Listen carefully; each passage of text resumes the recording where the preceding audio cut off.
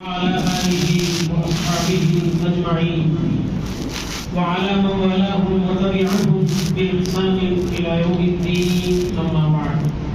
بزرگان محترم، برادران عزیز، خلاصہ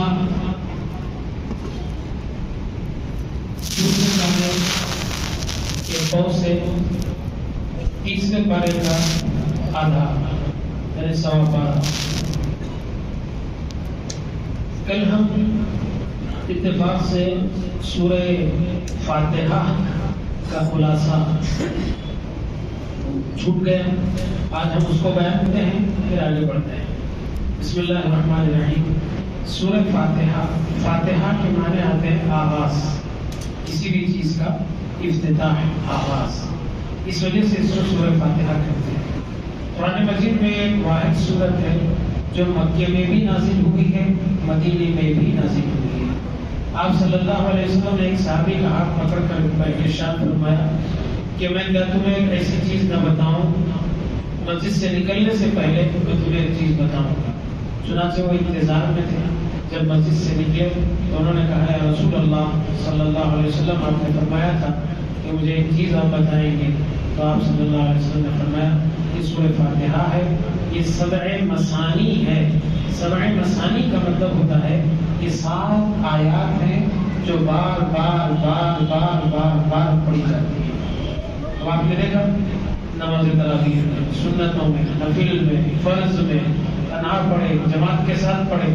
یہ ایک سورت ہے. نبی پاک صلی اللہ علیہ وسلم نے فرمایا یہ اور سورہ بقرہ کی آخری 2 آیتیں آمن الرسول سے لے کر کافرین تک صرف مجھ پر نازل ہوئی ہیں، میرے سوا سابق میں کسی نبی پر نازل نہیں. سبحان اللہ. اس سورہ کا نام سورہ شفا یہ بھی آیا ہے کیونکہ حدیث شریف میں آیا ہے، آپ صلی اللہ علیہ وسلم نے فرمایا کہ جو کوئی رقیہ یعنی دم کرنا جانتا ہے تو وہ اس سورہ سے کرے، کیونکہ اللہ تبارک و تعالیٰ اس سورہ میں شفا، اس کا نام سورہ رقیہ، اور اس سورہ کا نام سورہ کافیہ ہے کہ یہ ہر مصیبت اور ہر پریشانی کے لیے یہ سورہ کافی ہے.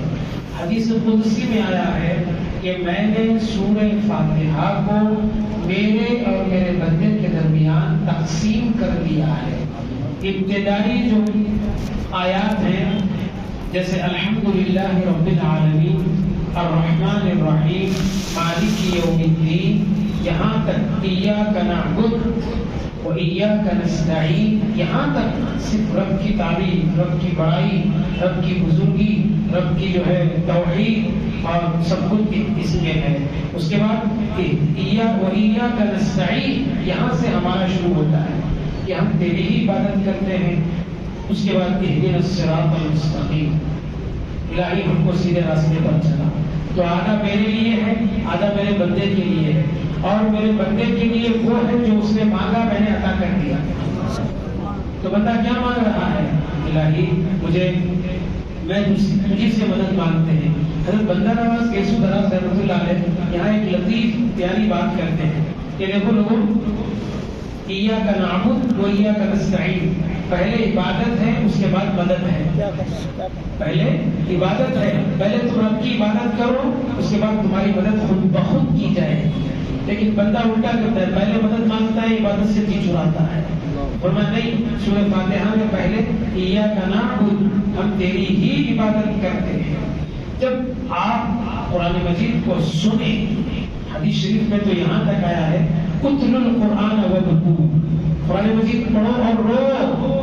فَإِن لَّمْ تَبْكُوا فَتَبَاكُوا، اگر رونا نہیں آئے تو رونی صورت بنا دو. اس وقت یاد کریں میں کیا ہوں، کس کے دربار میں کھڑا ہوں. اب دیکھیے آنسو نہیں آئیں گے تو کیا ہوگا آپ کو. ایک شیخ کے مرید نے کہا حضرت ابھی آپ نے کہا کہ قرآن پڑھو اور رونا نہ آئے تو رونی صورت نہ بنا لو. تو انہوں نے کہا یار حضرت کی رونی صورت بھی نہ بنے تو کیا کریں گا. اور میں قسمت پہ رو کہ اللہ نے تمہارے دل پتھر بنا دیے. مومن کا دل تو انتہائی نرم ہوتا ہے، انتہائی نرم. تو سورہ فاتحہ سنتے ہیں انسان تو انسان، جانور بھی رقص و سرور میں آ جاتے ہیں. تو ایاک نعبد و ایاک نستعین، بندہ مدد مانگتا ہے رب سے، الہی اہدنا الصراط المستقیم، الہی سیدھے راستے پر چلا. حالانکہ یہاں اس کے لیے مانگنے کا سب سے بہترین موقع تھا. مانگتا تو دنیا مانگتا، آخرت مانگتا، اپنے لیے جنت مانگتا، حور و غلمہ مانگتا، شراب و کباب مانگتا، لیکن اس نے کیا مانگا؟ بندے وہ ساری چیزیں بعد میں، پہلے تجھے جس چیز کی ضرورت ہے وہ ہے صراط مستقیم. یہ مانگ، وہ بھی نماز میں مانگ، تنہا مانگ، سنتوں میں، فرائض میں، امام کے علاوہ، امام کے ساتھ، یا امام بھی اگر بنا ہے تو یہ مانگ کر اہدنا الصراط المستقیم، الہی سیدھے راستے پر چلا. اچھا یہاں پر بات ختم ہو گئی، رک جانا چاہیے تھا، اور میں نہیں کہیں صراط مستقیم سے یہ خیال نہ گزرے کہ جو سیدھا راستہ ہے وہ سیدھے صراط مستقیم ہوگا. ایسا نہیں ہے. نبی کریم صلی اللہ علیہ وسلم نے ایک مرتبہ ایک لکیر کھینچی، فرمایا یہ سیدھا راستہ ہے، اور اطراف میں بھی کچھ لکیریں دائیں بائیں جانب کھینچی اور فرمایا یہ شیطان کے راستے ہیں، اگر تم اس جانب مائل بھی ہو جاؤ، جھکو بھی، تو یہ اس کے راستے کی طرف تم بھٹک جاؤ گے. تو اسی لیے شرط لگا دی، صرف صراط مستقیم مت مانگو، بلکہ فرمایا صراط الذین انعمت علیہم، الہی ان لوگوں کا راستہ جن پر تو نے ہمیشہ انعام کیا ہے. تیرے وہ بندے جن پر تو نے انعام کیا ہے ان کا راستہ چاہیے. اچھا وہ کون لوگ ہیں جن پر اللہ نے انعام کیا ہے؟ جب بھی آپ سورہ فاتحہ پڑھیں، جب بھی آپ سورہ فاتحہ سنیں، یہ پورا مضمون آپ کے ذہن میں مستحضر ہونا چاہیے، حاضر ہونا چاہیے کہ کن کا راستہ مانگ رہا ہے. ان کا راستہ مانگ رہا ہے اولئک الذین انعم اللہ علیہم، اللہ نے جن پر انعام کیا ہے وہ کون ہے؟ من النبیین، انبیاء، صدیقین، شہداء، صالحین. کیونکہ اب ان کے راستے کو مانگا تو اب بھٹکنے کا سوال ہی نہیں کرنا. تو یہ بندہ مانگتا ہے، اور غیر المغضوب علیہم ولا الضالین، الہی ان کا راستہ نہ چلانا جن پر تو نے اپنا غضب اتارا ہے اور وہ گمراہوں کا راستہ ہے، اس راستے سے بچانا. اس طریقے سے یہ سورہ فاتحہ ختم ہوتا ہے. اور بھی اس میں بہت سی باتیں ہیں، لیکن ہم اختصار کے ساتھ آگے بڑھ رہے ہیں. یہ لوگ کل بیان کرے تھے ہم کہ قبلہ بدلا. پہلے حضور پاک صلی اللہ علیہ وسلم ادھر رخ کر کے نماز پڑھتے تھے، بعد میں 16 یا 17 مہینے کے بعد احکام تبدیل ہو گئے کہ بیت اللہ کی طرف رخ کر کے نماز پڑھو. اب ان کو یہ بہت تکلیف ہوتی تھی کہ قبلہ بدلا، قبلہ بدلا، بے چینی بے چینی بے چینی ہوتی تھی.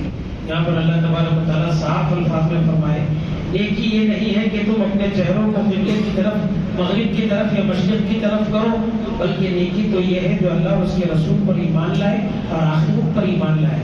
جب اللہ رسول پر ایمان لایا ہے تو قبلے کا کیا مطلب ہے؟ رسول قبلہ کو دیکھنا بھی نہیں چاہیے، رسول جدھر پلٹ جائیں وہی قبلہ ہو جائے گا.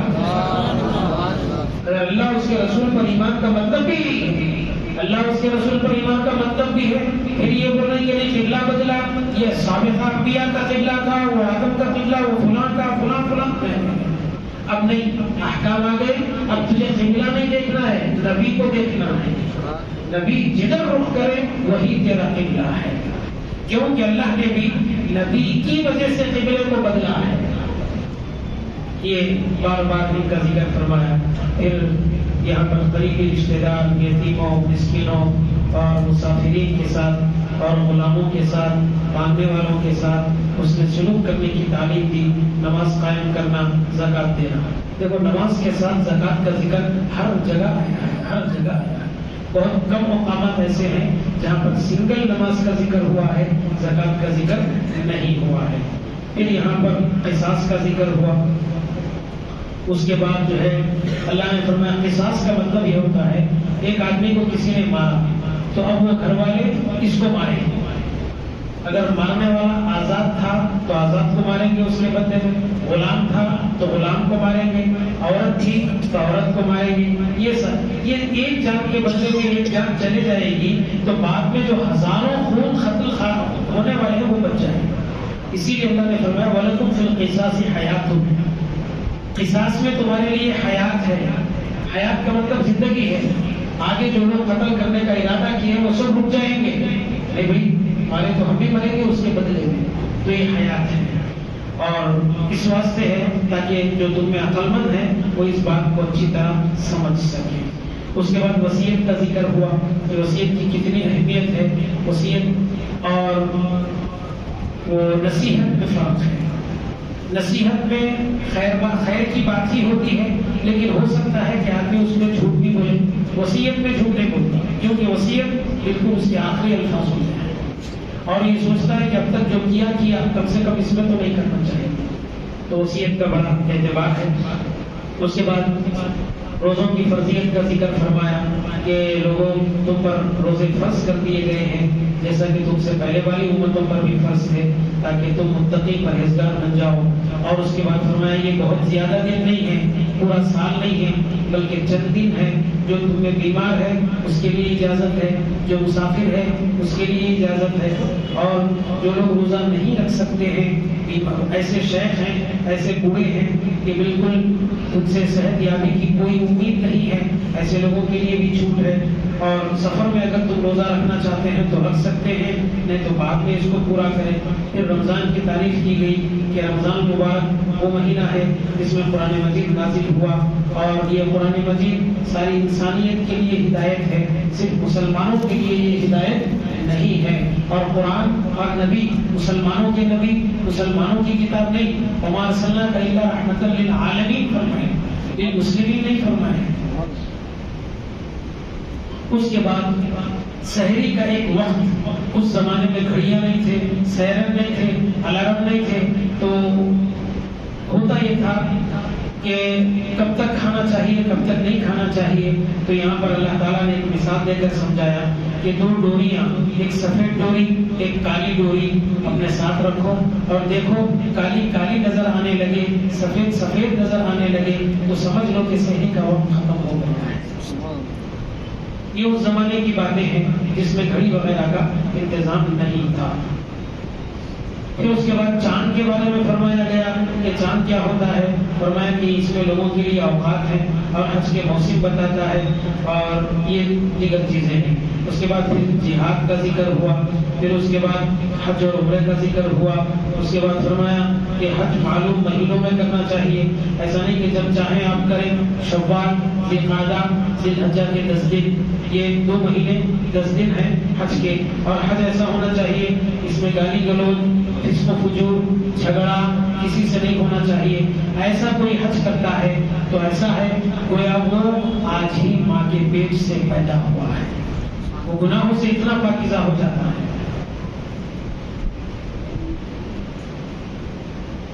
پھر اس کے بعد اسلام میں مکمل داخل اور مناسک کے حج کا اس میں تھوڑا سا ذکر کیا گیا کہ ثم افیضوا من حیث افاض الناس واستغفروا اللہ ان اللہ غفور رحیم. یہ مناسک کے ذکر کے بعد یہاں پر اللہ نے فرمایا کہ اسلام میں پورے کے پورے داخل ہو جاؤ.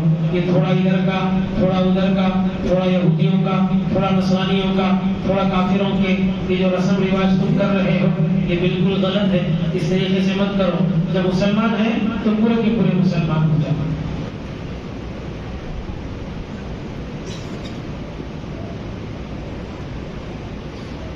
اس کے بعد جو ہے 4 مہینے حرام ہے. حرام کا مطلب یہ ہے کہ اس میں لڑائی حرام ہے، حرمت والے مہینے ہیں. ایک تو 3 کنٹینیو ہیں، شوال، ذوالقعدہ، ذوالحجہ اور ایک ہے رجب. یہ 4 مہینے ہیں جس میں لڑائی وغیرہ حرام ہے. پھر اس کے بعد یہ پارے دوسرا پارا جو ہے بہت زیادہ اس میں احکام ہے. شراب اور جوا ان کے نقصانات کا یہاں پر اللہ تبارک و تعالیٰ نے ذکر فرمایا کہ جو لوگ یہ کام کرتے ہیں اور یہ سمجھتے ہیں کہ اس میں بہت زیادہ نفع ہے، نفع ہوگا لیکن اس کا گناہ اس سے زیادہ ہے. اس کے بعد عورتوں کے مخصوص مسائل کا اس میں ذکر کیا گیا. پھر طلاق کا ذکر کیا گیا. جتنے مہینے تک عورت رکی رہے گی، طلاق کے بعد اس کا ذکر کیا گیا. پھر اس کے بعد درمیان میں خلا کا ذکر کیا گیا. دونوں سے اگر نباہ نہیں ہو سک رہا ہے تو عورت کو اس بات کا اختیار ہے کہ شوہر سے وہ خلا کا مطالبہ کر سکتی ہے، طلاق نہیں. کیونکہ عورت بہت زیادہ ایموشنل اور جذباتی ہوتی ہے، اس لیے طلاق جیسے فیصلے کا حکم اللہ تبارک و تعالیٰ نے عورت کو نہیں دیا، مرد کو دیا ہے. اگر عورت کو دیتا تو صبح سے شام تک 300 طلاق دے دیتی تھی. پھر اس کے بعد طلاق کا مکمل یہاں پر ذکر فرمایا. پھر اس کے بعد ان عورتوں کا ذکر فرمایا جن کے شوہروں کا انتقال ہو جائے تو دوسری شادی کرنے سے کب تک رکی رہیں، تو فرمایا 4 مہینے 10 دن تک یہ رکی رہیں. پھر اس کے بعد اولاد ماں باپ کے لیے فرمایا، ماں باپ وہ ہوتے ہیں جو اپنے بچوں کو 2 سال تک دودھ پلاتے ہیں. پھر یہ دودھ کا انتظام کرنا باپ پر ہے، باپ کی ذمہ داریوں میں سے ہے. عورتوں کو کھانے کا انتظام کریں، کپڑوں کا انتظام کریں، وہ بھی کس طریقے سے، تنگی سے نہیں، کشادگی کے ساتھ، بالمعروف نیکی کے ساتھ. یا جس مقام پر یہ زندگی گزارنا ہے وہاں کا عرف کیا ہے، اس طریقے سے وہ تکلیف نہ دے. لا تکلف نفس الا وسعها. بہرحال اس میں طلاق کا ذکر کثرت سے آیا ہے اس بارہ دعا میں. پھر ایک درمیانی نماز کا ذکر آیا ہے، حافظوا علی الصلوات والصلاۃ الوسطی، کہ درمیانی نماز کا اس کی حفاظت کرو. اس سے مراد علماء کرام فرماتے ہیں یہ عصر کی نماز ہے.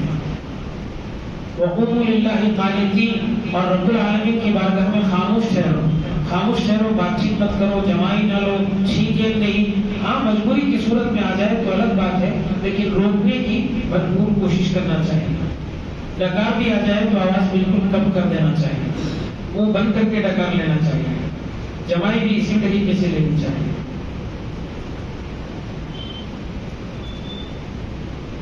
پھر اس کے بعد پارے 3 میں انبیاء کرام کی فضیلت کا ذکر فرمایا. دیکھو ہم نے بعض رسولوں پر فضیلت دی ہے، جن میں سے حضرت عیسیٰ کا ذکر فرمایا اور حضرت دیگر نبی کریم صلی اللہ علیہ وسلم کا ذکر فرمایا، اور فرمایا کہ ہم نے ایک کو دوسرے پر درجہ بندی عطا فرمائی ہے، فضیلت دی ہے. یہ فضیلت ہم اپنی طرف سے دیے ہیں اور یہ درجوں کے حساب سے آپس میں ایک دوسرے سے جانے اور پہچانے جائیں گے. اس کے بعد فرمایا لوگوں اس دن کی آمد سے پہلے جو کچھ بھی خرچ کرنا چاہتے ہو کر لو، کیونکہ وہ دن جب آئے گا نہ خرید و فروخت ہوگی نہ کوئی سفارش کر سکے گا. پھر یہاں پر آیت الکرسی کا ذکر ہوا، اللہ لا الہ الا هو الحی القیوم لا تأخذہ. اس میں رب کی پوری شان بیان کی گئی کہ وہ رب ایسا ہے جو بالکل زندہ ہے اور ہمیشہ قائم رہنے والا ہے. اس کو نہ اونگ آتی ہے نہ نیند آتی ہے، یہ بھی اس کی شان ہے. کون ہے اس کی بارگاہ میں سفارش کرے گا؟ اور اللہ کے علم سے اور اس کے احاطے سے کوئی چیز خالی نہیں ہے. کرسی زمین و آسمان کو گھیری ہوئی ہے اور زمین و آسمان کی حفاظت کرنا اس کے لیے دشواری نہیں ہے اور بہت بلند ہے. دین میں زبردستی نہیں ہے. ماں باپ مسلمان ہیں یا بیٹے مسلمان ہیں، ماں باپ کو زبردستی مسلمان کرنا چاہ رہے مت کرو. آپ اپنے اخلاق کردار ایسے بناؤ کہ وہ خود مسلمان ہو جائے.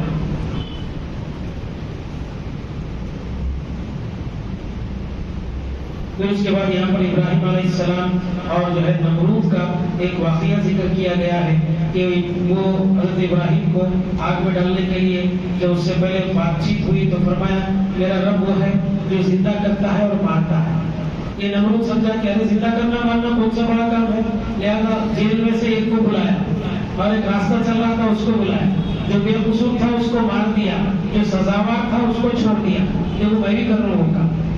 حضرت ابراہیم نے دیکھا کہ یہ تو عقل کا بالکل یقین و یسیر ہے، اس کو تو عقل ہی نہیں ہے، زندہ اور موت اس کو یہ فلسفہ نہیں سمجھتا ہی نہیں. تو اتنی بڑی دلیل نہیں دے کے چھوٹی دلیل دی. کیا دیے؟ میرا رب وہ ہے جو سورج کو مشرق سے نکالتا ہے مغرب میں ڈباتا ہے. اگر تجھ میں ربوبیت کا دعویٰ ہے تو رب ہے تو مغرب سے نکال کے مشرق میں ڈبا. بڑی دلیل جب سمجھ میں نہیں ہے تو چھوٹی دلیل دینا چاہیے. جیسا یہاں پر حضرت ابراہیم نے کفر، وہ بہت پریشان ہو گیا. اور یہاں پر ایک نبی کا ذکر ہے، وہ گزر رہے تھے کہ دیکھا کہ بے آباد، بے آب و گیا، نہ جنگل، نہ پانی، نہ سبزہ، نہ کچھ، ایک ملک تھا جو بالکل سوکھا تھا۔ ان کو خیال ہوا گزرتے گزرتے کہ کہاں پھر یہ دوبارہ زندہ ہوگا، کون اس میں جان ڈالے گا؟ بس اللہ تعالیٰ وہی ان کو سلا دیے، ایسا سلا دیے، اتنا سلا دیے، سلا کے اٹھا کے پوچھے کتنے دن سوئے تھے؟ تو انہوں بولے کہ ایک دن یا آدھا دن، کیونکہ جب یہ سو رہے تھے سورج بیچ میں تھا، جب اٹھے تھے تو غروب کے قریب تھا، تو انہوں یہ سمجھے ایک دن ہوا ہوگا یا آدھا دن ہوا ہوگا۔ اللہ تعالیٰ نے فرمایا نہیں، پورے 100 سال سوئے رہے تھے، بل لبثت مئۃ عام۔ اب ان کو یقین کیسے ہوگا 100 سال سویا ہوں گے؟ انہوں جاتے وقت ساتھ میں سواری تھی ان کے گدھا، اور ان کے ساتھ ٹفن تھا کھانے کا۔ اللہ تعالیٰ بولے تمہارا کھانا دیکھو جیسا گرم تھا ویسے ہی گرم ہے، اور تمہارا گدھا دیکھو پورا پاؤڈر ہو گیا ہے۔ اب دیکھو تم بولے تھے نا مردوں کو زندہ کیسا کرتے ہیں، کیا کرتے ہیں، اب دیکھو ہم بتاتے ہیں۔ ان کی آنکھوں کے سامنے گدھے کے گوشت ہڈیاں بنی، پھر گدھا بالکل سواری کے قابل بن کے تیار ہے۔ جب وہ بولے کہ الہی تو ہر چیز میں قدرت کرنے والا ہے۔ ابراہیم علیہ السلام کو یہاں ایک فکر ہوا، خیال ہوا، کیا ہوا؟ انہوں دل میں بولے خلیل تھے اللہ کے خاص جو ہے کرم فرماؤ میں سے تھے، فرمایا کہ الہی تو مردوں کو زندہ کیسے کرتا ہے؟ تو اللہ تعالیٰ بولے کیا تم کو اس بات پر یقین نہیں ہے؟ بولے یقین ہے لیکن دل نہیں مان رہا۔ میں مانتا ہوں ولیکن لیطمئن قلبی، میرا دل بھی ماننا ہے، اور وہ بھی ظاہری آنکھ سے دیکھنا چاہتا ہوں، تیری ذات پر تو یقین ہے ہی۔ اللہ تعالیٰ بولے ٹھیک ہے 4 پرندوں کو لے لو، لے کے ان کے ساتھ اچھا گھل مل جاؤ۔ اسی لیے قربانی کے جانور میں یہ حکم ہے کہ جانور قربان کرنے سے پہلے جانور میں آپ سے دوستی ہو جائے، محبت ہو جائے۔ تو یہ 4 پرندوں کو لے کے ان کے ساتھ اچھا گھل مل گئے، تو اس کے بعد اللہ تعالیٰ بولے ان کو ذبح کرو اور ان کے گوشت کے پورا ملا دو، قیمہ بنا دو، اس کے بعد 4 پہاڑوں پر رکھ دو، اس کے بعد جس پرندے کا تم نام لے کر پکارو گے وہ تمہارے سامنے آئے گا۔ ولیکن لیطمئن قلبی، تمہارا دل بھی مطمئن ہو جائے گا، اور مردوں کو زندہ کرنے کی ہماری قدرت میں بھی تمہارا یقین بڑھ جائے گا۔ اس کا بھی یہاں پر اللہ تبارک و تعالیٰ نے ذکر فرمایا۔ اس کے بعد احسان جتانے والوں کے بارے میں فرمایا کہ اپنے صدقات کو تم احسان جتا کر ضائع نہ کرو، کیونکہ احسان جتانا ایسے ہی ہے جیسے ایک پہاڑ پر تھوڑی سی مٹی ہے، ایک پہاڑ ہے اس کے اوپر تھوڑی سی مٹی ہے، اب اگر خالی ہوائیں چلے گی تو مٹی اڑ جائے گی، اس پر بارش ہوگی تو کیا عالم ہوگا؟ سمجھے بات کو؟ ایک اونچی چٹان پہ تھوڑی سی مٹی ہے، تیز ہوا چلے گی تو مٹی اڑ جائے گی، اب اس پر بارش ہوگی تو کیا ہوگا؟ اور ختم ہو جائے گا۔ بس احسان تم جتاؤ گے تو تمہاری نیکی ایسا ضائع ہو جائے گا، جو ثواب تمہیں ملنا چاہیے تھا وہ تو مل ہی رہا تھا، لیکن تم نے احسان جتا کر اس کو بھی کیا کر دیا؟ ضائع کر دیا۔ بہرحال احسان نہیں جتانا چاہیے، اور حکمت دانائی کی بات اللہ جس کو عطا کرتا ہے اس کو یوں سمجھ لو کہ بہت زیادہ خیر عطا فرمایا ہے۔ یہاں پر علماء کرام فرماتے ہیں کہ اس سے مراد علم فقہ ہے، اور شیطان ہمیشہ تنگستی پر ابھارتا ہے، رحمان ہمیشہ فضل اور مغفرت پر ابھارتا ہے۔ اس کو بھی اللہ نے یہاں پر، اور یہاں پر اصحاب صفہ کی ایک تعریف فرمائی کہ اصحاب صفہ اتنے خوددار تھے کہ بھوکے سوکھے رہ جاتے تھے، کسی سے مانگنا گوارا نہیں کرتے تھے، تو لوگ دیکھ کر ان کو مالدار سمجھتے تھے۔ رات دن چھپا کر دکھا کر لوگوں کو اللہ کی راہ میں مال خرچ کرتے جاؤ، تمہیں اس دن تکلیف نہیں ہوگی جس دن ہر کوئی پریشان ہوگا۔ اور یہاں پر سودی معاملات کا ذکر فرمایا، اللہ نے سود کو حرام کیا ہے اور بے کو کیا کیا ہے؟ حلال فرمایا ہے، اس کا ذکر فرمایا۔